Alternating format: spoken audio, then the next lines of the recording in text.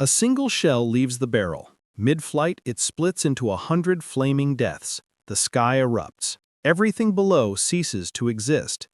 This is the story of the cluster bomb that changed warfare forever, and the terrifying genius hidden inside its steel shell. December 1943, the Pacific Ocean. An American destroyer spots something unusual in the wreckage of a downed Japanese aircraft. It's a shell casing. But this one is different. Hollow, riddled with compartments. The intelligence officers can't figure out what they're looking at. They send it to Washington. 3 days later, every senior military official in the Pentagon is staring at photographs of this single piece of metal, trying to understand one impossible question. How did the Japanese manage to make one bomb do the work of 100? The weapon they discovered wasn't just a bomb. It was a revolution. A piece of engineering so advanced, so devastatingly efficient, that it would rewrite the rules of aerial combat and ground warfare in a single stroke. But to understand how it worked, we need to go back further. Back to where this nightmare began. 1937. The skies over China. Japanese bombers are attempting to destroy Chinese supply convoys moving through narrow mountain passes. They drop conventional bombs. Most miss. The convoys scatter. Trucks drive away untouched. The pilots return to base frustrated, their payloads wasted on empty craters and shattered rocks. The Japanese high command faces a brutal reality.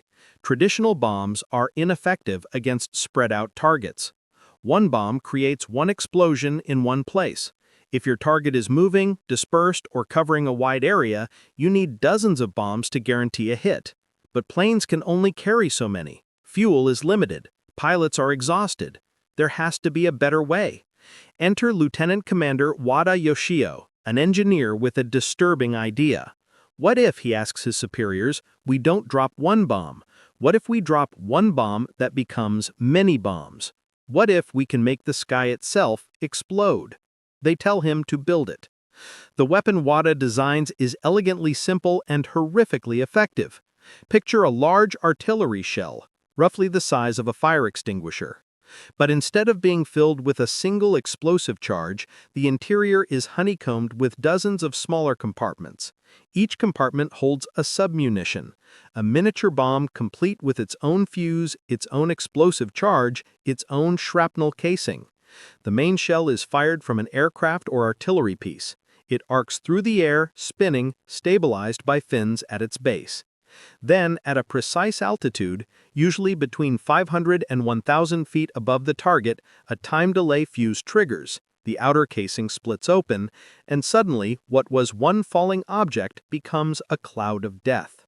If you're fascinated by hidden WW2 secrets like this, make sure to like the video, because what happens next is even more insane. 60, 80, sometimes over 100 submunitions burst outward in a perfect sphere. Gravity pulls them down. They spread across hundreds of square feet. Some have impact fuses. They explode the moment they hit the ground. Others have delayed fuses. They burrow into the dirt, waiting for footsteps, for vehicles, for anyone unlucky enough to come close. The effect on the ground is apocalyptic. A single cluster bomb can blanket an entire city block in overlapping explosions. There's nowhere to run, no foxhole deep enough, no shelter strong enough. You don't hear it coming. You just see the sky open up, and then everything around you disintegrates. But how exactly did this shell explode in mid-air, destroying everything around it? The answer lies in one of the most precise pieces of engineering ever created during World War II, the variable time fuse. Most people don't realize that the hardest part of building a cluster bomb isn't the explosives, it's the timing. Detonate too early and the submunitions scatter too wide, losing their effectiveness. Detonate too late, and they hit the ground before separating, wasting the entire payload. Japanese engineers solved this with a mechanical timer built into the nose of the shell. As the bomb leaves the aircraft or gun barrel, a small propeller on the front begins to spin from the air resistance. This propeller is connected to a clockwork mechanism inside. Every rotation moves a series of gears forward, counting down. When the gears reach a predetermined position, calibrated before launch based on altitude and trajectory, they release a spring-loaded striker. The striker hits a primer. The primer ignites a small bursting charge, and the casing rips apart. The entire mechanism weighs less than 2 pounds. It has to survive the violent acceleration of being fired, the freezing temperatures of high altitude, and the spinning forces of flight. And it has to work perfectly, every single time. Because if it fails, the weapon is just an expensive piece of scrap metal tumbling uselessly toward the earth. By 1942, Japanese factories are producing these fuses by the thousands. They're installed in cluster shells designed for aircraft, for naval guns, for long-range artillery. The weapon goes by many names. Officially, it's the Type 3 cluster shell. In the field, soldiers call it different things: the scattering death, skyfire. But the name that sticks, the name whispered in fear by those who survive it, is the devil's breath.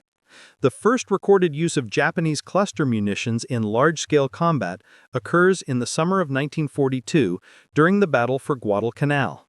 American Marines are dug into defensive positions along the airfield. Japanese artillery, positioned in the hills, begins shelling their lines.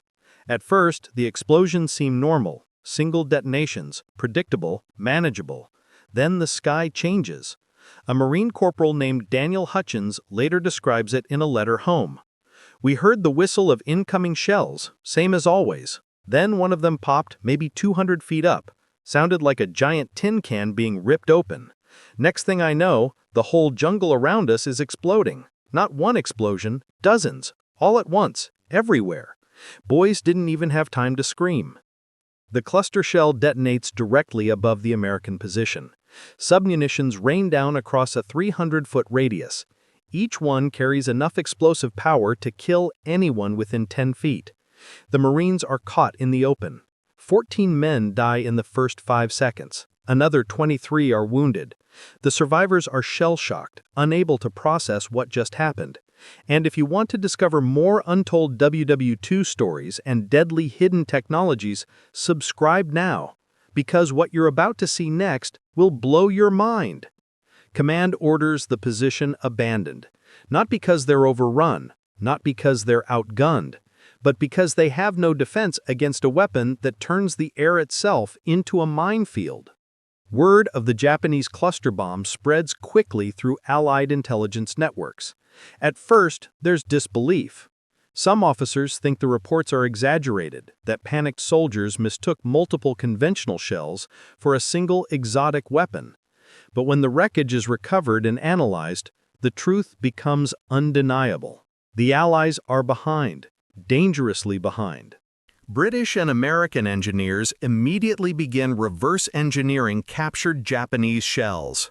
They photograph every component, measure every dimension, test every mechanism. What they find is both impressive and terrifying.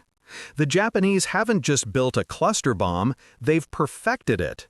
The fuse reliability is over 90%. The submunition spread pattern is mathematically optimized. The casing is light enough to maximize payload, but strong enough to withstand launch forces. The West has nothing like it. By early 1943, the United States launches a crash program to develop its own cluster munitions. The project is classified. Dozens of engineers are pulled from other weapons programs and assigned to a secretive facility in Maryland. Their mission? Build something better than the Japanese version. Build it fast, and build it in quantities large enough to turn the tide of the war. The American version becomes known as the M41 fragmentation bomb. Unlike the Japanese design, which relies on mechanical timers, American engineers incorporate a new technology, the proximity fuse. This fuse uses a miniature radio transmitter inside the bomb. As the bomb falls, the transmitter sends out a continuous signal. When the signal bounces back from the ground, indicating the bomb is at the correct altitude, the fuse triggers. It's more reliable than a mechanical timer, more adaptable, and infinitely more terrifying, because it means the bomb detonates at the perfect height every single time, regardless of terrain or altitude variations.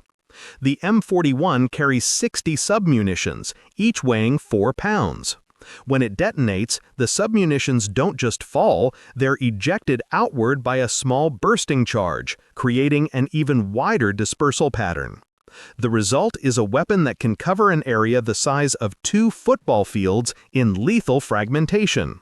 But what secret engineering inside this weapon made it far deadlier than anyone expected? The answer is in the submunitions themselves. Each one isn't just a simple explosive. It's a shaped fragmentation charge designed to maximize lethality. The casing is scored with precise grooves, ensuring that when it explodes, the shrapnel breaks into uniform, aerodynamic fragments. These fragments travel faster, farther, and with more consistent lethality than random shrapnel from a conventional bomb. Testing shows that a single M41 cluster bomb has the anti-personnel effectiveness of 20 conventional bombs. One bomber carrying cluster munitions can do the work of an entire squadron carrying traditional payloads. Production begins in late 1943. By mid-1944, American bombers are dropping them over Europe. But cluster bombs aren't just a ground weapon, they become one of the most effective tools against the very thing that made them possible: aircraft. German fighters are terrorizing Allied bomber formations over Europe. A single Luftwaffe squadron can shoot down a dozen B-17s in a single engagement. Traditional anti-aircraft fire is ineffective. The fighters are too fast, too maneuverable. Hitting a moving plane with a conventional shell is nearly impossible. American engineers adapt the M41 design for anti-aircraft use. Instead of submunitions designed to kill infantry, these shells are packed with small incendiary bomblets and high-velocity shrapnel. When fired from a proximity-fused anti-aircraft gun, the shell climbs toward the enemy formation. At the optimal altitude, it detonates. Suddenly, a single shell creates a 200-foot-wide cloud of fire and metal traveling at supersonic speeds. A German pilot doesn't need to be hit directly. If the cluster shell detonates anywhere near his aircraft, the shrapnel shreds his wings, punctures his fuel tanks, shatters his canopy. Even a near miss is often fatal. By late 1944, Luftwaffe pilots are reporting something new and terrifying in their combat logs: flak shells that explode into clouds. They start avoiding certain altitudes entirely, disrupting their attack patterns, making them less effective. The psychological impact is as devastating as the physical damage. The Pacific Theater sees the most concentrated use of cluster bombs in World War II. Japanese positions on islands like Iwo Jima and Okinawa are heavily fortified, dug into caves and tunnels that conventional bombs can't reach. But cluster munitions don't need to penetrate. They blanket the surface, killing anyone caught in the open, destroying supply depots, igniting ammunition stores. On Okinawa, American forces dropped over 15,000 cluster bombs during the 3-month campaign. Japanese soldiers described the attacks as fire rain. They stopped moving during daylight. They abandoned exposed positions. Entire units refused to leave their bunkers even when ordered to counterattack because the risk of being caught under a cluster strike is too high. But the weapon's effectiveness comes with a dark side. Cluster bombs don't discriminate. Many of the submunitions fail to detonate on impact. They lie in the dirt, in the grass, in the ruins of destroyed buildings, waiting. Days later, sometimes weeks later, a civilian steps on one. A child picks one up, thinking it's a toy. The explosion is instant. The casualties are often civilians, long after the battle has ended. By the war's end, unexploded cluster submunitions litter battlefields across the Pacific, across Europe, across North Africa. They'll keep killing for decades. As the war progresses, both sides refine their cluster weapons.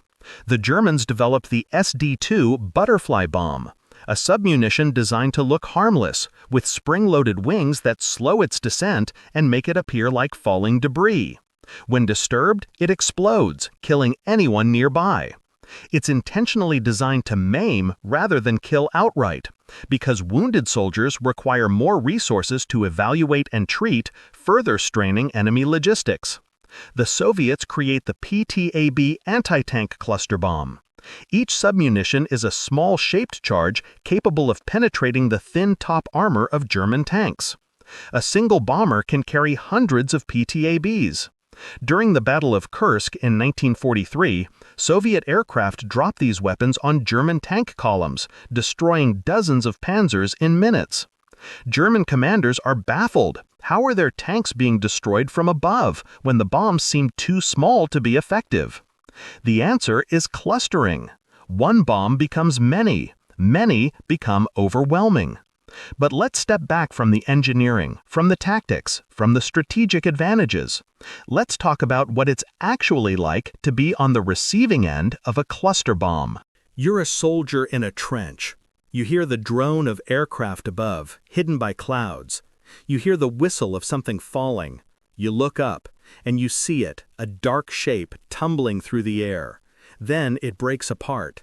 Suddenly there are dozens of smaller shapes scattering like seeds from a dandelion. You have maybe 2 seconds to react. You dive. You press yourself into the dirt, and then the world explodes. Not one explosion, dozens, overlapping, a continuous roar that feels like the earth itself is tearing apart. The noise is so loud it stops being sound and becomes pressure, a physical force that crushes the air from your lungs. The shrapnel comes next, thousands of metal fragments, moving faster than bullets, slicing through everything. Trees are shredded, sandbags are torn open, helmets are punctured, bodies are eviscerated. And if you survive the initial blast, you're surrounded by dozens of unexploded submunitions, any one of which could kill you if you move wrong, if you step wrong, if you even breathe wrong. This is the reality of cluster munitions. This is the weapon's true horror. Not just that it kills efficiently, but that it kills indiscriminately, persistently, long after the battle is over. By 1945, cluster bomb production is at an all-time high. American factories are churning out thousands per month. The planned invasion of the Japanese mainland, Operation Downfall, calls for the extensive use of cluster munitions to soften Japanese defenses before the ground assault. Military planners estimate that the invasion will require over 100,000 cluster bombs dropped across Japanese cities, military installations, and troop concentrations. The goal is to create such overwhelming destruction that Japanese forces won't be able to mount an effective resistance. But the invasion never happens. 2 atomic bombs are dropped on Hiroshima and Nagasaki. Japan surrenders.